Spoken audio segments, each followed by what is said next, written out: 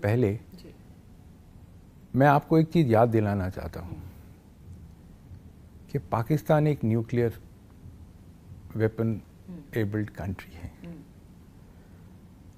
बाद वहां भारत के खिलाफ षड्यंत्र रचने का खेल अब शुरू हो गया है। नोबेल पुरस्कार विजेता मोहम्मद यूनुस की अंतरिम सरकार ने हाल ही में अलकायदा से संबंधित इस्लामिक समूह अंसारुल्लाह बांग्ला टीम यानी एबीटी के नेता जसीमुद्दीन अस्सलाम वालेकुम नाज़रीन। पाकिस्तान ने बांग्लादेश के साथ इजहार यकजहती करते हुए सूरत हाल की मामूल की तरफ पुरअमन वापसी की उम्मीद जाहिर कर दी है।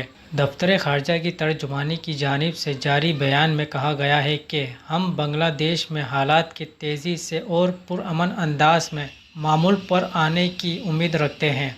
बांग्लादेश तारीख़ी में पहली बार कायद-ए-आज़म की बरसी इंडिया की 56 रियासतों में कोहराम मच गया। आइए पहले भारतीय मीडिया की गुफ्तगू सुनते हैं, फिर उसके बाद बात करते हैं। बांग्लादेश बहुत तेजी से दूसरा पाकिस्तान बनने की कगार पर है।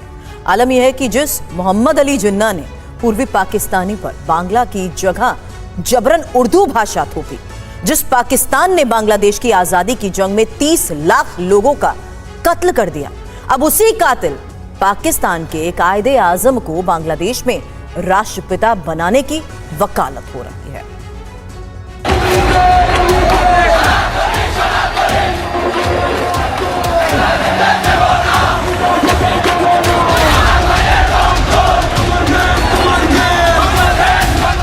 पाँच अगस्त के बाद बांग्लादेश क्या से क्या हो गया। जिस शेख मुजीबुर रहमान ने इस मुल्क को आजादी दिलाई, उनकी बेजान मूर्तियों को गिराने और अपमानित करने के बाद एहसान फरामोशी की इंतहा देखिए।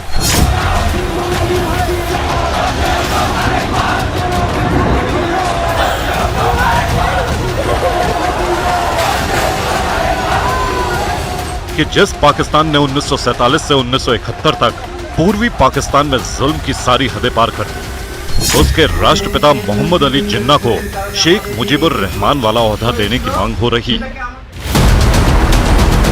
जिसने बांग्लादेशी आवाम का कत्लेआम किया वो अपना हो गया, और जिस भारत ने 1971 में बांग्लादेश को पाकिस्तान के जुल्म और सितम से आजाद कराया वो पराया हो गया। 53 साल के बांग्लादेश में जो अब तक नहीं हुआ वो अब हो रहा है। पहली बार इसी 11 सितंबर को ढाका के नेशनल प्रेस क्लब में जिन्ना की बरसी मनाई गई। जिस जिन्ना ने पूर्वी पाकिस्तान और अब के बांग्लादेश में बांग्ला की जगह जबरन Urdu I don't think so. No, no, no, no. I don't think so. No, no, no, no. It's never, ever, ever, ever, ever, ever gonna happen.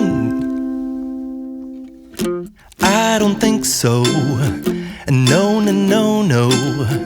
I don't think so. No, no, no, no. It's never, ever, ever, ever, ever, ever gonna happen. उनकी कभी बात नहीं करते हैं, ये ठीक नहीं है। उम्मीद है कि बांग्लादेश में भी अब जिन्ना को उनकी जयंती और पुण्यतिथि पर याद किया जाएगा। ढाका में जिन्ना की बरसी का आयोजन नवाब सलीमुल्लाह अकादमी की ओर से किया गया था। बांग्लादेश में जिन्ना की बरसी पर आयोजित इस कार्यक्रम में नागरिक परिषद की भी हिस्सेदारी थी, जो जमात-ए-इस्लामी बांग्लादेश से जुड़ा संगठन है।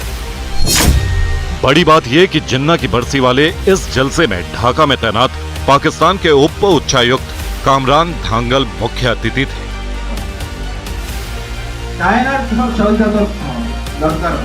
जाहिर है ये कार्यक्रम बांग्लादेश के पाकिस्तान की कार्बन कॉपी बनने का एक और सबूत है, क्योंकि जमात-ए-इस्लामी की पाकिस्तान से करीबी और मोहब्बत किसी से छिपी नहीं है। बांग्लादेश की इस सियासी पार्टी का वो अतीत भी दुनिया जानती है, जिसमें इस इस्लामिक संगठन ने बांग्लादेश की आजादी का विरोध और मुक्ति संग्राम में पाकिस्तान का साथ दिया था।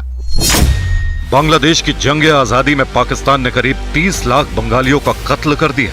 इनमें हिंदू और मुसलमान दोनों थे। तो 9 महीने तक चली आजादी की लड़ाई में पाकिस्तानियों ने 4 लाख बंगाली महिलाओं से रेप जैसी घिनौनी वारदात भी की थी।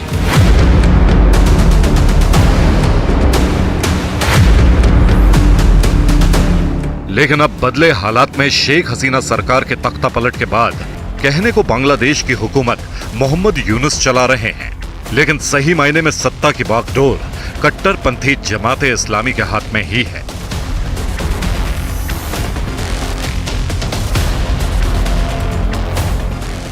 तभी तो इस पार्टी की स्टूडेंट विंग छात्र शिविर वाले शरिया पुलिसिंग कर रहे हैं। छात्र शिविर की गुंडागर्दी का ये वीडियो कॉक्स बाजार के बीच का है, जहां टी शर्ट में घूम रही लड़कियों और महिलाओं के साथ मारपीट की गई, उनसे कान पकड़कर उठक बैठक कराई गई।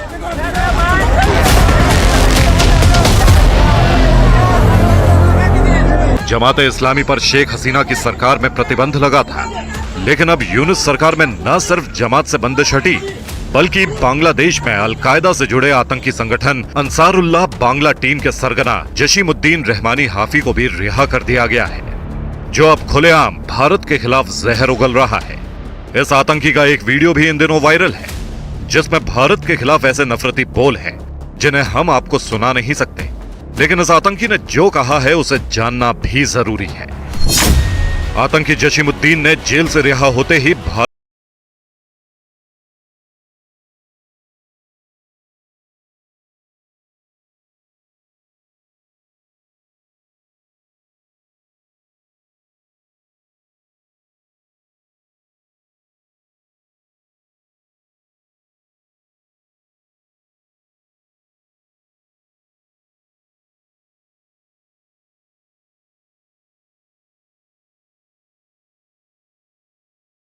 चला रहे हैं। अल्पसंख्यक हिंदुओं पर हमले रुकने का नाम नहीं ले रहे हैं।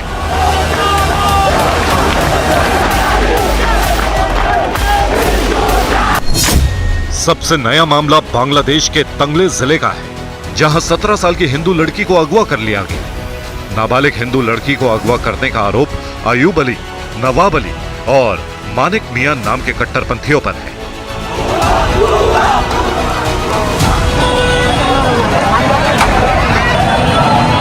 शिकायत करने के बावजूद बांग्लादेश की पुलिस ने कोई कार्रवाई नहीं की। इस देश में 5 अगस्त के बाद कैसे हिंदुओं के घर जलाए गए, उन पर हमले हुए, मंदिरों को तोड़ा और जलाया गया, लूटपाट हुई, हत्याएं हुई, ये दुनिया ने देखी।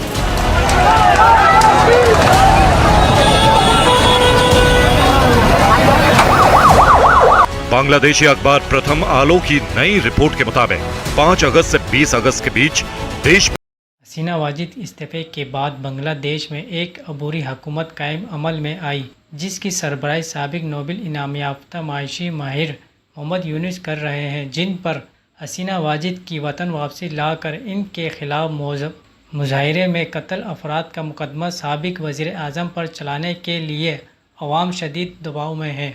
भारत में मौजूदगी के दौरान हसीना वाजिद की जानिब से बयानबाजी का सिलसिला जारी है और वो मौजूदा अबूरी हुकूमत के खिलाफ भी बयानात दे चुकी हैं। वीडियो अच्छी लगी लाइक कमेंट शेयर ज़रूर कीजिएगा। ऐसी रिएक्शन वीडियो देखने के लिए चैनल को सब्सक्राइब करें। मिलते हैं आपसे अगली वीडियो में।